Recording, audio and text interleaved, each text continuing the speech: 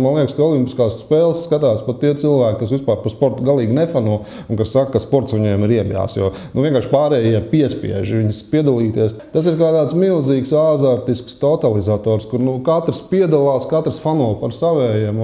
Ja kāds saka, ka viņš neskatās, viņš vienalga ir redzējis tās olimpiskās spēles. Es, protams, arī nervozēšu droši vien un būšu galīgi slims skatoties Latvijas hokeja izlases spēles, jo parasti kaut kā gribās, lai viņi uzvar, bet tad, kad man gribās, lai viņi uzvar, viņi diemžēl nekad neuzvar. Varbūt šoreiz būs otrādi, es tā ļoti viņiem novēlētu to. Protams, ir lepnums arī, ja tavas valsts sportists iegūst medaļas, un tas ir tāds brīdis. Es neesmu nekad īpaši dalījis, vai piemēram, kāds uzvar olimpiskajās spēlēs, vai es nezinu, mūsu kāda opera zvaigzne uzstājās Metropolitana operā ar milzīgiem panākumiem. Un tas ir līdzvērtīgi, es tā varētu teikt.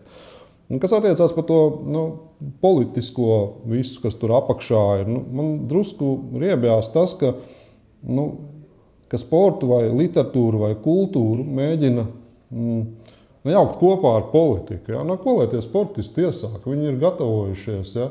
Kā Uljānai Semjonovai, toreiz mūsu slavenai basketbolistei, nozaga to vēl vienu olimpisko zelta medaļu. Viņa taču bija pelnījusi to. Ja? Kāpēc ir jātaisa politika tur, kur to politiku nevajadzētu taisīt, kur vajadzētu olimpisko spēļu principam būtu apstājās visi kāri, ja? Beidzās visas domstarpības uz 2-3 nedēļām.